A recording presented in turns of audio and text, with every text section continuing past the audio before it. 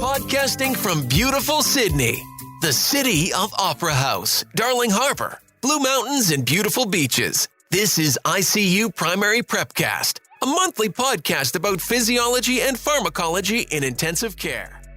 Hi, I'm Maddi. Hi, I'm Swapnil. And today we are going to talk about cardiovascular physiology part 1 and mainly discussing about the coronary circulation and the conduction system of the heart. So, Maddi, can you please describe the adult coronary circulation? Sure. So the left main and right coronary arteries originate at the base of the aorta from the coronary ostia, which is located behind the aortic leaflets. These two arteries lie on the surface of the heart, whereas the smaller arteries penetrate the epicardium and supply blood to the myocardium. The left main coronary artery arises from the posterior aortic sinus above the left coronary cusp of the aortic valve and has two main branches, the circumflex and the left anterior descending artery. The circumflex artery lies in the left atrioventricular groove and supplies most of the left atrium and the posterior and lateral parts of the left ventricle. It, also along with the left anterior descending artery, supplies the anterolateral papillary muscle.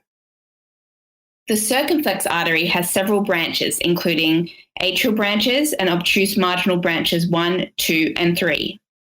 In 10% of people, the circumflex supplies the posterior descending artery. This is termed left dominant circulation. Also, in 40% of the population, the circumflex supplies the sinoatrial node. The left anterior descending artery, which is also known as the anterior interventricular branch, follows the anterior interventricular sulcus down to the apex of the heart, where it often anastomoses with the terminal branches of the posterior descending artery. It supplies the anterolateral portions of the heart, the anterior 2/3 of the interventricular septum. Important branches include the diagonal branches, which run laterally to supply the anterolateral wall of the left ventricle, and the septal branches, which supplies the anterior 2/3 of the interventricular septum. The right coronary artery arises from the anterior aortic sinus, superior to the right coronary cusp of the aortic valve. It runs down the right atrioventricular groove to the inferior part of the septum and supplies blood to the right atrium, right ventricle, posterior 1/3 of the interventricular septum, the SA node in 60% of people, and the AV node in 90% of people. In 50 to 60% of people, the first branch of the right coronary artery is the conus artery, which often anastomoses with a branch of the left coronary artery to form an anastomosis around the pulmonary trunk. Other branches include the atrial branches, sinus node artery in 60% of people, ventricular branches, and the posterior descending artery in 90% of people.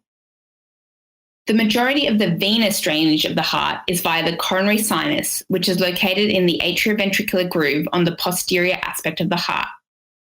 It is formed from the great cardiac vein, middle cardiac vein, small cardiac vein, posterior vein of the left ventricle, and the oblique vein of the left atrium, and drains into the right atrium. A small proportion of venous drainage is via the anterior cardiac veins, which drain directly into the right atrium, and also via the Thebazian veins. The Thebazian veins are small valveless veins within the myocardium of all 4 chambers of the heart, which drain directly into each of the chambers. The Thebazian veins, which drain directly into the left side of the heart, contribute to physiological shunt. Great. Now, as we all know, one picture speaks 1,000 words. So I will include the diagrams in the show notes so that you can refer to diagrams when you are listening to the podcast. Now, Maddi, can you please describe the regulation of adult coronary circulation? Coronary blood flow at rest is approximately 200 to 250 mils per minute, or about 5% of total cardiac output. There is also high myocardial oxygen consumption, about 8 mils of oxygen per minute per 100 grams at rest. In order to facilitate this high level of consumption, the heart has 2 main adaptive mechanisms. One is a dense network of capillaries with a high capillary to cardiomyocyte ratio and a short diffusion distance, which helps to ensure adequate oxygen delivery. The density of capillaries in cardiac muscle is 3,000 to 4,000 millimeters squared, compared to skeletal muscle at 500 to 1,000 millimeters squared. The second mechanism is very high oxygen extraction ratios of 60 to 75%, compared to a whole body oxygen extraction ratio of just 25%. Therefore, in order to increase oxygen delivery to the myocardium, flow must increase. Regulation of coronary blood flow is tightly coupled to oxygen demand due to the very high basal oxygen consumption. Determinants of coronary blood flow include coronary perfusion pressure, perfusion time, and vessel wall diameter. Coronary perfusion pressure. During systole, intramuscular blood vessels are compressed by the contracting heart and blood flow to the LV is at its lowest. During diastole, this flow resumes. Left ventricular coronary perfusion pressure is the aortic diastolic pressure minus the left ventricular end diastolic pressure. Conditions which decrease the aortic diastolic pressure or increase the left ventricular end diastolic pressure will reduce coronary flow. The right ventricle and the atria have lower pressures compared to the left ventricle, and therefore coronary blood flow is not appreciably reduced during systole. In terms of perfusion time, an increase in heart rate reduces diastolic time greater than systolic time and therefore reduces coronary blood flow. And any increase in vessel wall diameter will increase coronary blood flow. Within the heart, the smaller arteries and arterioles are the principal sites of vascular resistance and therefore the primary sites for regulation of blood flow. The coronary circulation displays exquisite autoregulation over a wide range of perfusion pressures. Factors influencing this include metabolic factors, myogenic regulation, nervous control, and humoral control. The most important of these is the metabolic factors. Local vasodilators play a significant part in regulating coronary artery flow, but the exact mechanisms remain poorly understood. Important vasodilators are thought to be adenosine, nitric oxide, hydrogen ions, potassium, prostacyclin, and lactate, while coronary vasoconstrictors include endothelin and thromboxane A2. Hypoxemia causes an increase in coronary blood flow through the release of adenosine and opening of ATP-sensitive potassium channels. Myogenic regulation is the second mechanism through which coronary artery blood flow is controlled. This is part of the autoregulatory response and causes constriction of vascular smooth muscle in response to increase in perfusion pressure and dilatation in response to decreased pressure. This myogenic constriction results in stretch, which causes depolarization of vascular smooth muscle cells, which then recruits voltage-dependent calcium channels, resulting in increased intracellular calcium and subsequent activation of actin and myosin. The third mechanism is via nervous control. Autonomic stimulation can affect coronary blood flow both directly and indirectly, with the direct effects being far less important. Parasympathetic innervation to the heart is not great, but stimulation causes the result of acetylcholine, which causes coronary artery vasodilation. There is far greater sympathetic innervation to the heart, with alpha-adrenergic stimulation causing vasoconstriction and beta-adrenergic stimulation causing vasodilation. In general, there is more alpha receptors in the epicardial vessels and more beta receptors in the subendocardial vessels. The indirect effects of autonomic stimulation have a far greater role in the control of coronary blood flow. Sympathetic stimulation causes an increase in chronotropy and inotropy, which increases oxygen demand, which then results in vasodilatation. The opposite happens with vagal stimulation. Finally, humoral control can have a mild effect on coronary artery blood flow. Angiotensin II, for example, can cause coronary artery vasoconstriction. Thanks, Maddi. I think the coronary circulation is such an important topic, and I guess it's commonly asked in exams, either as a short answer question or in the Viva. So I think as a primary candidate, you need to prepare this in quite depth. Now, let's move on to the conduction system of the heart. Can you please outline the normal conduction system?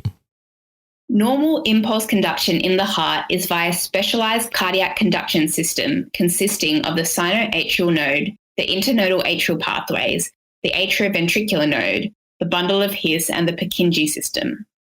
This conduction system allows for coordinated and synchronized contraction of the muscle cells within each chamber of the heart. Firstly, the sinoatrial node is an area of cardiac muscle located in the right atrium, immediately below the opening of the superior vena cava. The SA node can generate electrical impulses spontaneously and is usually the pacemaker of the heart. We have discussed the ionic events associated with this pacemaker action potential previously in our episode on antiarrhythmics. But to briefly recap, the SA node, AV node, and other pacemaker cells have no resting state, but rather have a pacemaker potential which generates cardiac autorhythmicity. At the end of repolarization, the membrane potential is approximately negative 60 millivolts. Funny channels then open, which cause a slow influx of sodium, which then activates T-type calcium channels, increasing the membrane potential to about negative 40 millivolts. This is phase 4, which is followed by phase 0, or depolarization, which is caused by the opening of L-type calcium channels, causing an influx of calcium and the membrane potential to reach a peak of around 10 millivolts. Repolarization, or phase 3, is caused by the closure of these L-type calcium channels and the opening of potassium channels, causing the membrane potential to hyperpolarize, drop to below negative 50 millivolt, and for these channels to then close and the cycle to begin again.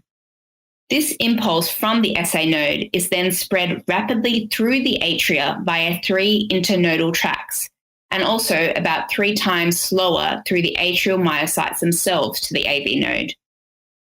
The impulse takes approximately 30 milliseconds to travel from the SA node to the AV node. The AV node is located in the posterior wall of the right atrium, behind the tricuspid valve. Conduction is delayed in the AV node for about 100 milliseconds, which allows for ventricular filling before they contract. The impulse is then propagated via the bundle of His to the right and left bundle branches.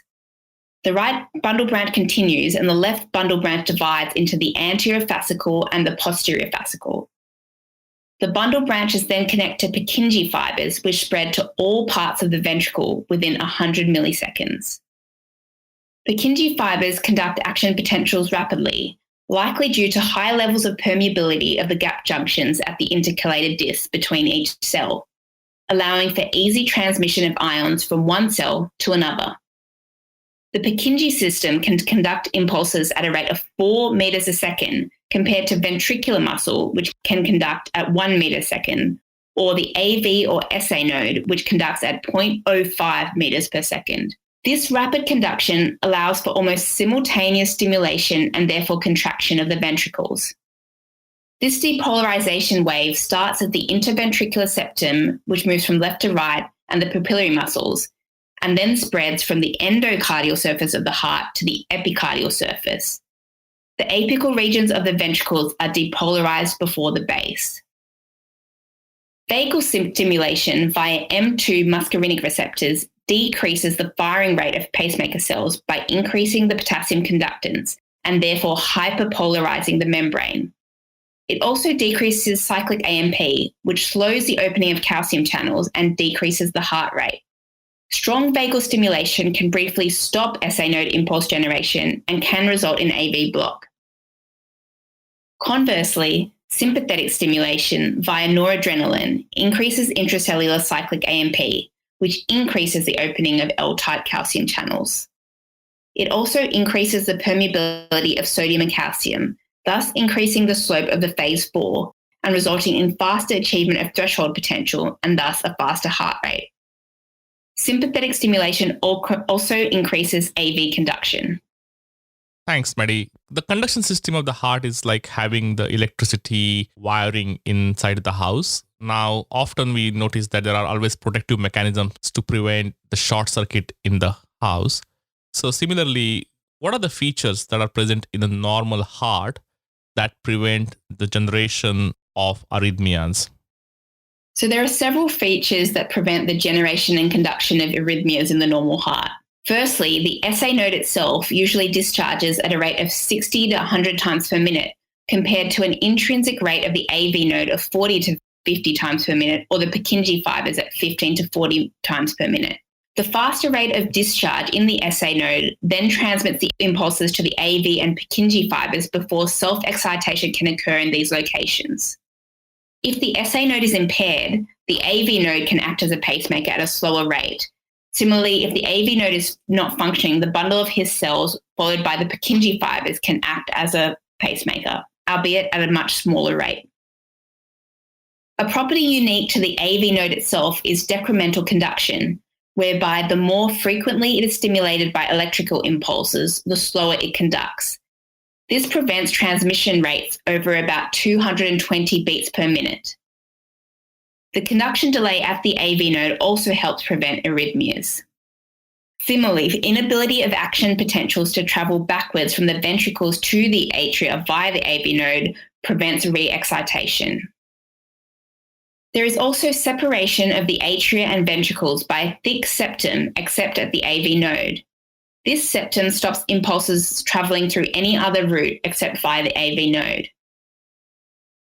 Also, the faster speed of conduction through the atrial nodal pathways and Purkinje fibers help to ensure that impulses are just carried mainly via this system. Another protective mechanism is that myocytes have an absolute refractory period of about 200 milliseconds, during which time a cardiac impulse cannot re-excite the previously excited tissue. The absolute refractory period lasts for most of cardiac contraction. Thus, it is impossible to tetanize cardiac muscle, unlike skeletal muscle. Cardiac muscle also has relative refractory periods of about 50 milliseconds, during which excitement is possible only if there is a supramaximal stimulus. Atrial cells have a shorter refractory period compared to ventricular cells, therefore atrial contraction rates may be much higher than that of ventricles. The Purkinje fibers themselves have a long refractory period and can thus block many premature atrial impulses. Thanks. The next question in particular will need a diagram to refer. So I will include this diagram in the show notes. So please access the show notes via www.critcareedu.com.au. And the question, which is kind of commonly asked again in exam, is briefly explain the physiological basis of the ECG or electrocardiogram and relate it to events in the cardiac cycle.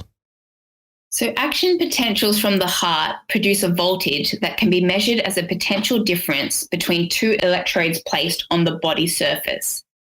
This is the basis of the ECG. The ECG records changes in electrical activity and records this at a standard rate of 25 millimeters per second onto moving paper, which is divided into squares. A large square is 5 millimeters and consists of 5 small squares, each of which represents 40 milliseconds. Therefore, a large square represents 200 milliseconds, and there are 5 large squares per second. The ECG is made up of 12 leads, each of which is comparing the electrical events detected by electrodes in different positions. There are 6 standard leads, which are recorded from the 3 electrodes attached to the limbs, and 6 leads, which are attached to the chest. Leads 2, 3, and AVF look at the inferior surface of the heart. Leads 1, AVL, V5, and V6 look at the lateral surface. V1 and V2 look at the right ventricles, and leads V3 and V4 look at the septum and the anterior wall of the left ventricle. Lead AVR looks at the right ventricular outflow tract and basal parts of the intraventricular septum. The ECG consists of P, QRS, and T waves. Depolarization of the atria produces the P wave. Ventricular depolarization produces the QRS complex, and ventricular repolarization produces the T wave.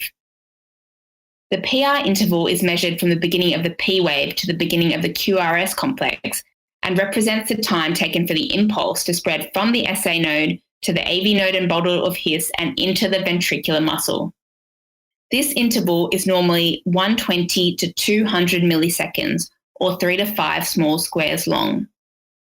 A prolonged PR interval thus reflects a delay from the SA node to the ventricles. The QRS complex shows how long the impulse takes to spread throughout the ventricles, and is usually 120 milliseconds or 3 small squares or less. When the QRS is prolonged, it reflects abnormal and therefore slower depolarization of the ventricles.